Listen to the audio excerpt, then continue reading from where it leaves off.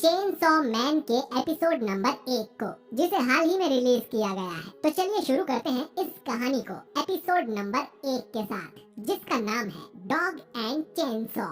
तो दोस्तों, जैसे अटैक ऑन टाइटन में मॉन्स्टर्स यानी टाइटन्स होते हैं, डीमन स्लेयर्स में डीमंस होते हैं, ठीक वैसे ही चेन सॉ मैन की दुनिया में डेविल्स होते हैं। हर डेविल के पास अलग अलग तरह की पावर्स और एबिलिटीज होती हैं। तो चेन सॉ मैन की कहानी 1997 के जापान में सेट है। हम देखते हैं मेन कैरेक्टर डेंजी को, जो कि अजीब सा सपना देख रहा था, जिसमें वो एक सुनसान गली में होता है। उसे यहाँ से निकलने का एक दरवाजा मिलता है, लेकिन तभी डेंजी की नींद खुल जाती है और डेंजी अपने काम पर निकल जाता है। रास्ते में हमें पता चलता है कि डेंजी के सिर पर बहुत सारा कर्ज है, जिसे चुकाने के लिए वो महीने में करीब 60,000 के पेड़ बेच चुका है। 1.2 मिलियन में अपनी एक किडनी, 3 लाख में अपनी एक आँख और करीब 1 लाख में अपना एक टेस्टिकल भी बेच चुका है। और अब भी उसे करीब 3 करोड़ येन चुकाने बाकी है। इसीलिए डेंजी डेविल हंटर का भी काम करता है, क्योंकि डेविल की लाश के बदले उसे काफी अच्छे पैसे मिल जाते हैं। डेंजी के साथ उसका एक पेट भी होता है, जिसका नाम पोचिता है, और ये एक चेन सॉ डेविल है। पोचिता के भौंकने से डेंजी समझ जाता है कि आसपास कोई डेविल है। ये एक टोमेटो डेविल था। डेंजी पोचिता को एक चेन सॉ की तरह यूज करता है और उस टोमेटो डेविल को मार गिराता है। इसके बाद हमें डेंजी की बैक स्टोरी दिखाई जाती है, जब वो करीब 10 साल का था। असल में ये सारा कर्जा डेंजी के फादर के ऊपर था, जो कि उन्होंने याकुजा गैंग के एक ओल्ड मैन से लिए थे। क्योंकि वो कर्जा चुकाने लायक नहीं थे, तो उन्होंने खुद की जान ले ली थी, जिससे कि वो सारा कर्जा अब डेंजी के सिर पर आ गया था। जिस दिन डेंजी के फादर को दफनाया गया था, उसी दिन ओल्ड मैन डेंजी से कहता है, कल तक 7 लाख का इंतजाम कर लेना, वरना हम तुम्हारे टुकड़े टुकड़े कर देंगे। कुछ देर के बाद ही डेंजी के पास एक चेन सॉ डेविल आता है, जिसे देख शुरू में डेंजी डर जाता है, लेकिन फिर वो देखता है कि ये डेविल पहले ही घायल है, यानी कि वो दोनों मरने वाले हैं। लेकिन फिर डेंजी डिसाइड करता है कि उन्हें एक दूसरे की हेल्प करनी चाहिए। डेंजी ने सुना था कि इंसान का खून पीने से डेविल हील हो जाते हैं, तो डेंजी अपना हाथ आगे करके एक कॉन्ट्रैक्ट ऑफर करता है। वो अपने खून से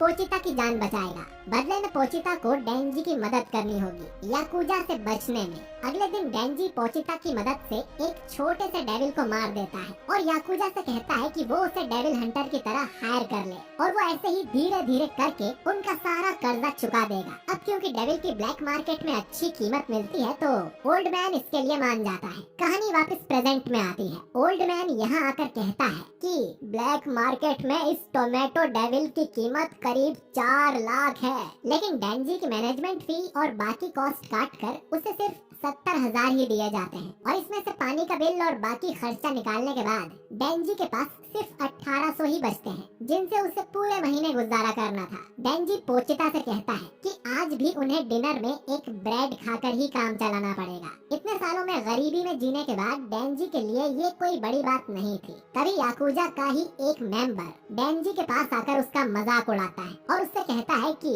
अगर तुम ये जलती हुई सिगरेट निकाल लो तो मैं तुम्हें 100 रुपए इनाम दूंगा। डेंजी खुशी खुशी उस सिगरेट को अपने मुंह में रख लेता है और फिर वो याकुजा का मेंबर उसे 100 का सिक्का देकर चला जाता है। डेंजी और पोचिता दोनों जंगल में एक छोटे से शेड में रहते हैं, जहां हम उन दोनों को सिर्फ एक ब्रेड की स्लाइस खाते हुए देखते हैं। डेंजी की कोई सोशल लाइफ नहीं है। दोस्त के नाम पर उसके पास बस पोचिता है। डेंजी को हाल ही में पता चला कि ब्रेड को सूखा नहीं बल्कि जैम लगाकर खाया जाता है, लेकिन इन दोनों के लिए ये बस एक सपना है। जब तक डेंजी के सिर पर ये कर्जा है, वो नॉर्मल जिंदगी नहीं जी सकता, जिसका मतलब है कि वो सिंगल ही मर जाएगा, क्योंकि डेंजी किसी भी लड़की को अपनी इस झोपड़ी में इनवाइट नहीं कर सकता, न ही किसी महंगे रेस्टोरेंट में उसे डेट पर ले जा सकता है। मरने से पहले डेंजी का बस एक ही सपना था कि उसकी कोई गर्लफ्रेंड हो। पोचिता मजे से डेंजी की ये सारी बातें सुनता रहता है। भूखा होने की वजह से डेंजी को ठीक से नींद भी नहीं आती। नींद में वो ऐसे सपने देखना चाहता था जिसमें वो ब्रेड पर जैम लगाकर पोचिता के साथ खाए,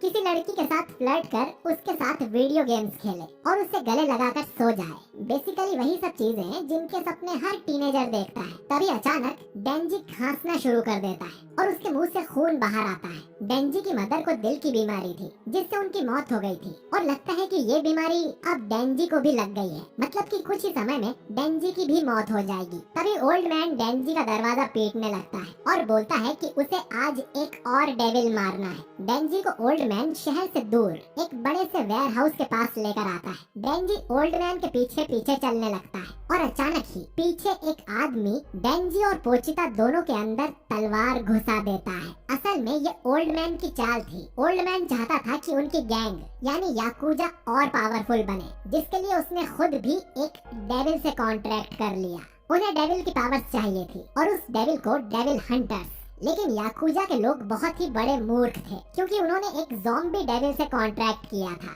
जिसकी पावर थी कि वो इंसानों को ज़ॉम्बी बना सकता है, जिसके बाद वो ज़ॉम्बी डेविल के गुलाम बन जाते हैं। तो बेसिकली सभी याकुजा अब ज़ॉम्बी डेविल के इशारों पर काम करेंगे। और क्योंकि इसे डेविल हंटर्स से नफरत है, तो वो अपने सभी ज़ॉम्बीज को ऑर्डर देता है कि वो डेंजी के टुकड़े टुकड़े करके कचरे में डाल दे।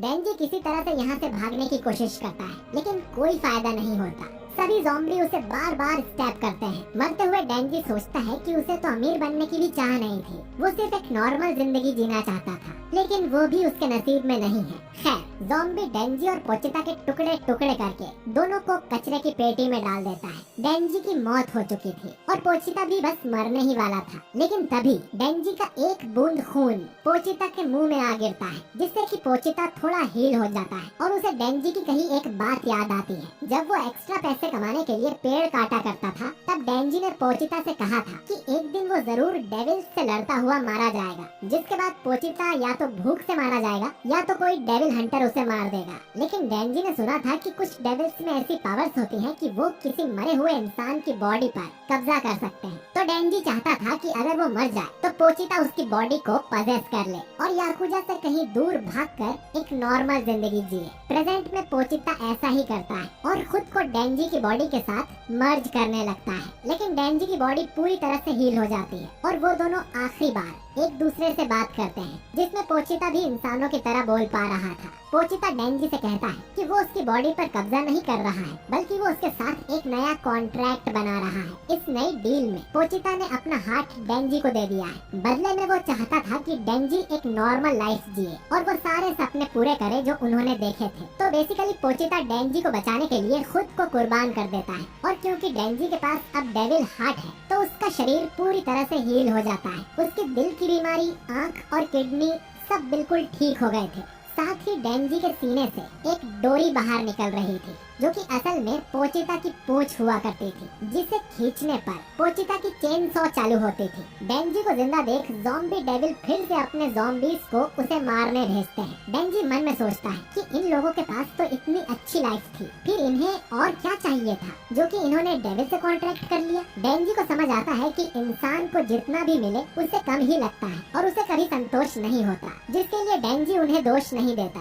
लेकिन क्योंकि ये लोग डेंजी के सपने के बीच में खड़े थे, तो उसे इन सबको मारना ही पड़ेगा। ये कहकर डेंजी अपनी डोरी खींचता है, तभी ढेर सारे ज़ॉम्बी उसे नीचे गिरा देते हैं। अचानक यहाँ एक चेन सॉ चालू होने की आवाज आती है और डेंजी ज़ॉम्बी के ढेर को काटते हुए बाहर निकलता है। असल में पोचिता की चेन सॉ पावर्स अब डेंजी में ट्रांसफर हो चुकी है। उसके दोनों हाथ और सिर पे चेन सॉ आ गई थी और इस तरह डेंजी चेन सॉ मैन बनता है। अब डेंजी ज़ॉम्बी को काटते हुए ज़ॉम्बी डेविल तक जाता है और उसे भी बीच में से काट कर मार देता है। डेविल के मरने के बाद भी सभी ज़ॉम्बीज डेंजी की तरफ बढ़ने लगते हैं। डेंजी को समझ आता है कि अगर उसने इन सबको मार दिया तो वो कर्जे से मुक्त हो जाएगा, क्योंकि याकुजा में कोई जिंदा ही नहीं बचेगा।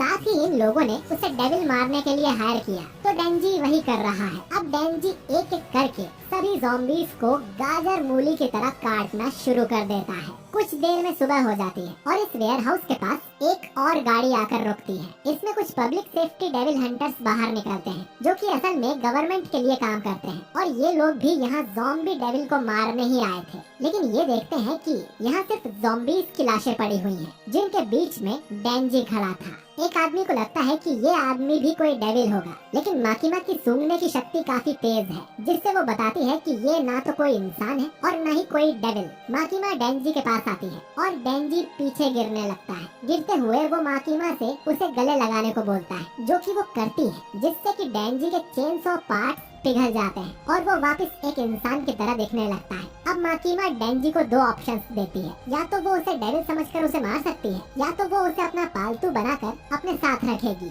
डेंजी मरना तो नहीं चाहता था, तो वो माकीमा से पूछता है कि नाश्ते में मुझे क्या मिलेगा, जिस पर माकीमा सोचते हुए बोलती है कि बटर और जैम लगा हुआ ब्रेड, सैलेड, कॉफी और कुछ मीठा भी। और ये सब खाना तो डेंजी के लिए सपने जैसा था, तो वो तुरंत माकीमा का पालतू बनने के लिए मान जाता है। और एपिसोड का टाइटल डॉग एंड चेनसॉ डेंजी और पोचिता दोनों को ही रिप्रेजेंट करता है। पोचिता एक डॉग जैसा दिखता है और उसके पास चेनसॉ थी, वहीं अब डेंजी के पास भी चेनसॉ है और लोग उसे एक डॉग की तरह ट्रीट करते हैं। खैर दोस्तों, मापा स्टूडियो ने इस एपिसोड में बहुत ही बढ़िया काम किया है। हालांकि इस एपिसोड में भर भर के सीजी का यूज किया हुआ है, लेकिन वो आंखों को चुभता नहीं है और आप ध्यान से देखोगे तभी पता चलेगा कि कौन सा सीन सीजी था। खैर, आपको ये एपिसोड कैसा लगा कमेंट करके जरूर बताइए, और अगर आप इस एनीमे के लिए एक्साइटेड हैं तो कमेंट में यस जरूर लिखिए। बाकी वीडियो को लाइक और शेयर करिए, हमारे चैनल वाइपर एनीमे एक्सप्लेन को सब्सक्राइब करिए और बेल आइकन जरूर दबाइए। बाकी मैं मिलता हूँ आपसे बहुत ही जल्द चेनसॉ मैन के नए एपिसोड के साथ।